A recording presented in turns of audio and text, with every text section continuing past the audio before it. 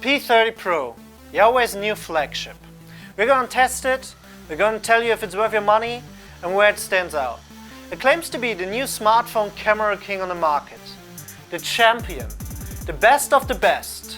The P stands for photography, and the Pro means that Huawei is very confident in what it does. But can it actually also take the P30? smartphone's role? What are the differences? Does anybody have some toilet paper? We're filming! Just... First of all, wow! Let's look talk at about those design. colors. Do you still think Apple is the only true design innovator of our time? So, we got our SIM card tray on the bottom, as well as our USB-C connector and the speakers. More about them later. On the sides, we have that beautiful display edge Samsung introduced a while back, but personally I would say Huawei has just mastered it here. It's not only the front that is curved, but also the back.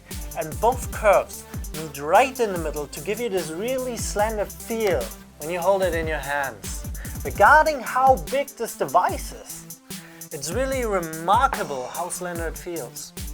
The P30 on the other hand is a lot smaller, and unfortunately it doesn't have those curved edges. And because it doesn't have those curved edges, it doesn't feel that slender. However, it doesn't feel bad at all. It's just in direct comparison, I would prefer the feeling of the P30 Pro. We got this one in simple black, just to show you that there are other traditional color options available. But since I've had my hands on this one, I don't think that anyone can't fall in love with those color gradients. The P30 surprisingly also comes with a headphone jack, which leaves the question, why not on a P30 Pro? Yeah, why not? Right, This time! First question, tell me everything you need to know about the batteries. Emil? The P30 Pro comes with a 4200 mAh battery, which should easily bring you through the day and possibly even into the next one, of course depending on how heavy you're going to use it. If that's not enough, you can actually supercharge the P30 Pro with an impressive 40 watts or use its 15 watts integrated wireless charging, which can also be used for reverse charging. That means you can share your juice with the phone of a friend, for example. Using the supercharger, you can take your phone from 0 to 70% in just 30 minutes.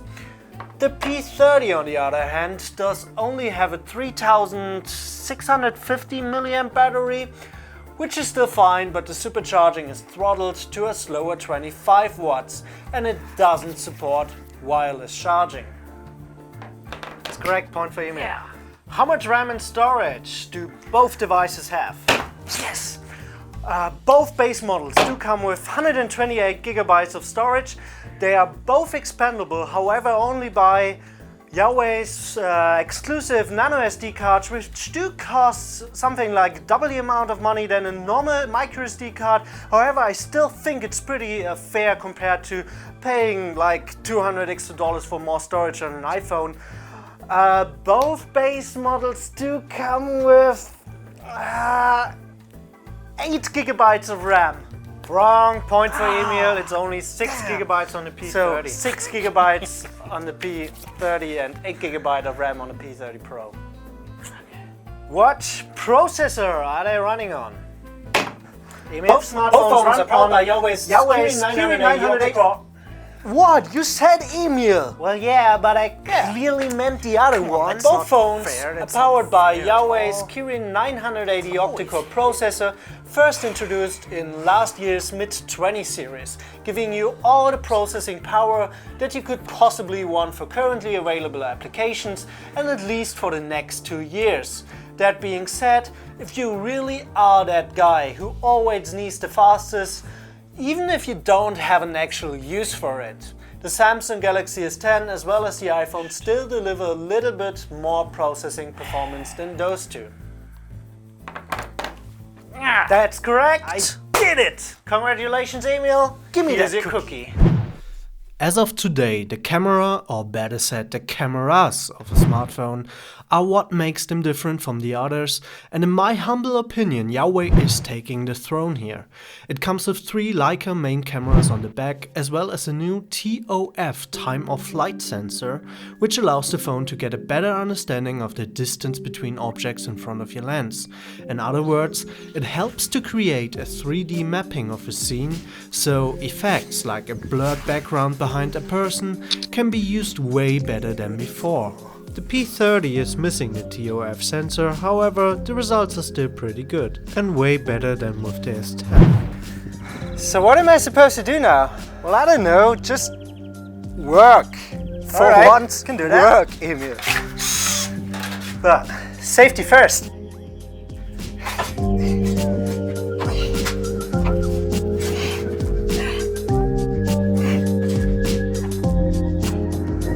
Okay, do I look like I know what I'm doing? Well, of course not, but Shut up. that will do.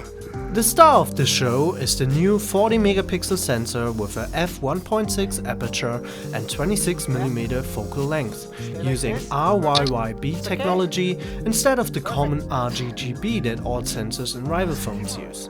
Without going into too much technical details, that means that the sensor is recording red, yellow, yellow and blue pixels instead of the common red, green, green and blue. Huawei states that this new technology gives them a huge advantage, especially in low light situations.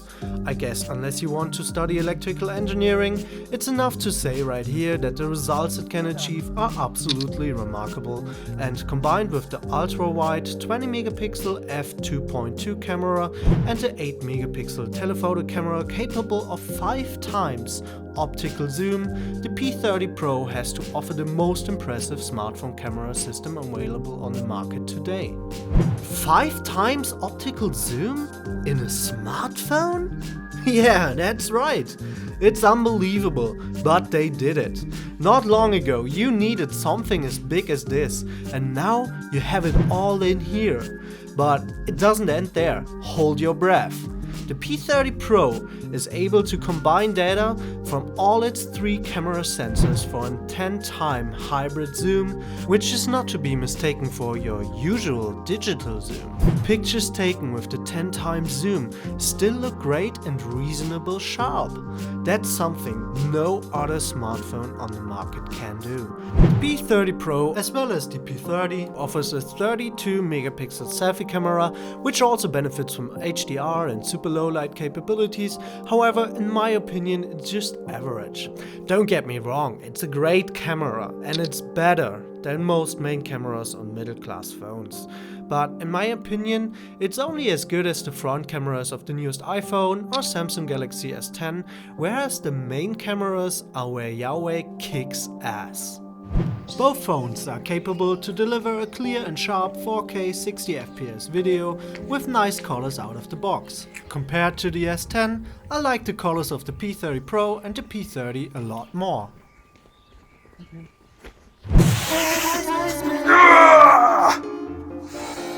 know what? We should really get a VPN service. What do you need a VPN for? Well, I want to watch this documentary on British television. But it is region blocked. You're supposed to work, not to watch documentaries all day long. You do realize we're shooting the advertisement here, right? Well, yeah. I know. Well, go on then, will ya? Alright. I'm pretty sure sometime in life you have been told to always use protection. Well, that also counts for the internet. See, everything you do online is traceable to your own unique IP address, which is like your personal online identity, including a pretty good guess of your location within a 500-meter radius, visible for everyone. A VPN service, however, provides you an anonymous IP address that simulates you being anywhere in the world or wherever you want to be, which is quite nice if you want to access region block content, like for example documentaries, or let's say you want to watch a Premier League soccer game that's streamed by British television, but you need a British IP address to access it. A VPN allows you to do that, and it also allows you to do that in private. Safety first. Private Internet Acces is a VPN service provider that lets you use the service on up to 10 devices like your computer, your laptop, your tablet or your smartphone at the same time. You can choose from over 3,300 servers in 32 countries to guarantee you a fast and secure connection to the web. And the best thing is, it's starting at a very affordable $349 a month. Full disclosure, we are not sponsored by Private Internet Acces. However, we do think it's one of the best VPN services out there, and we do get a commission for every sale made through the links below. The notch is placed on both phones in that tiny bubble in the middle of its upper edge of the screen, which I think is a pretty good solution since technology isn't far enough to hide the front camera underneath the screen yet. However, if you feel disturbed by the little cutout of your view, you can simply go back in time and switch the settings to an old-fashioned bezel on the top of your phone. They both come with an OLED display with an absolutely stunning color vibrance.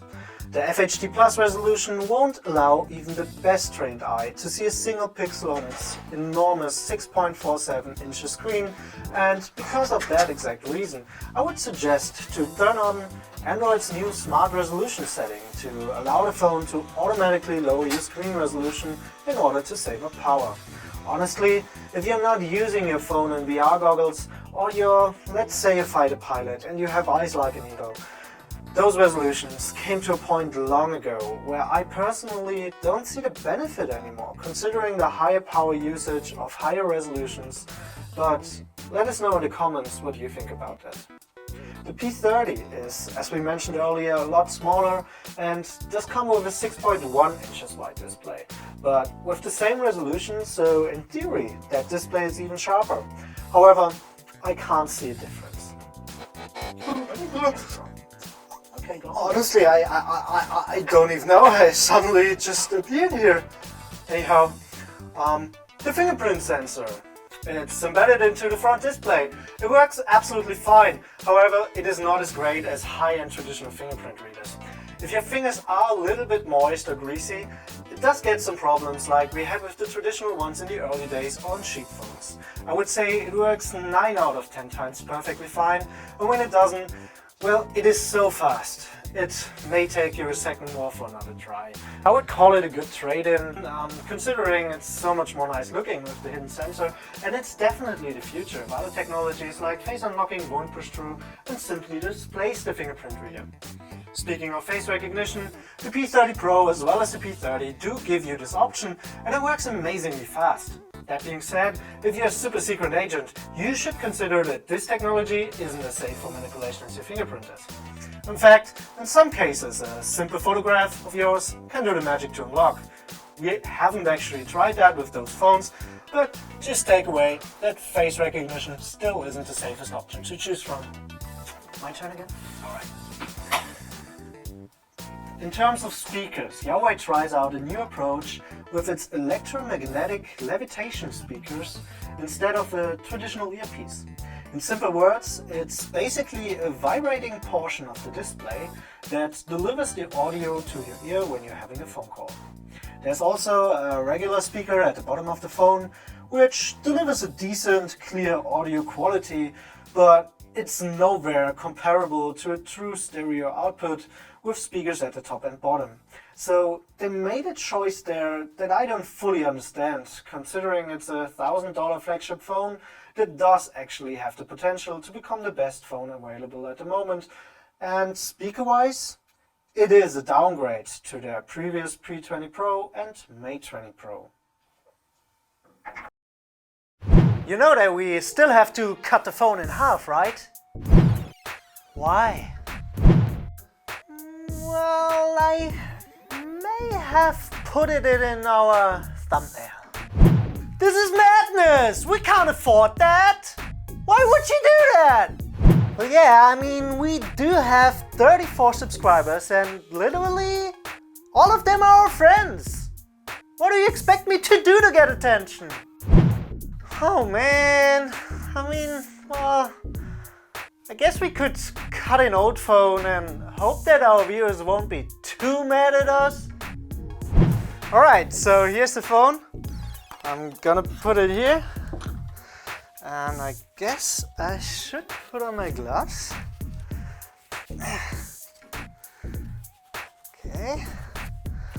And don't forget to wear my glasses. And remember what we said earlier, safety first. Okay, so let's do it, I guess.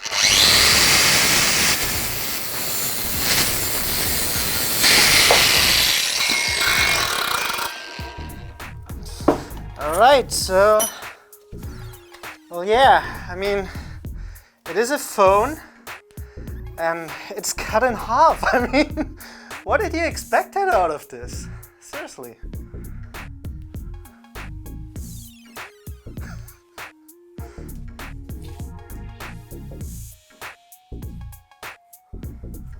I mean, I hope you're satisfied. This looks kind of cool, I think. But yeah, that's pretty much it. I mean, we're done here. Oh, now the big question. Is the Huawei P30 Pro the best phone on the market? Well, it is hard to say without arguing with all the Samsung or Apple fans. But for me, the answer is quite simple. It's a yes. In a world where cameras are the unique selling point of upper-class smartphones, the P30 Pro definitely wins. Combined with an absolutely beautiful and innovative design, the colors, the gradient, the curves. It just looks and feels really good. The battery does its thing and the supercharging is ridiculously fast. The display is enormous, it's perfectly sharp and it delivers stunningly vibrant colors. The only bummer are the bottom-only speakers, but they still do deliver a very clean sound, so again, this is complaining on the highest level. The P30 is an excellent phone as well. The cameras are a little bit less exciting than on the P30 Pro, but still amongst the best on the market. It doesn't feel that good without the curved edges, but still it feels good and you can have it in those fancy colors as well. The supercharging is less fast and there's no wireless charging, but still it is a great phone. So it is up to you to decide whether you want to spend an extra $250 to get a Pro upgrade or not.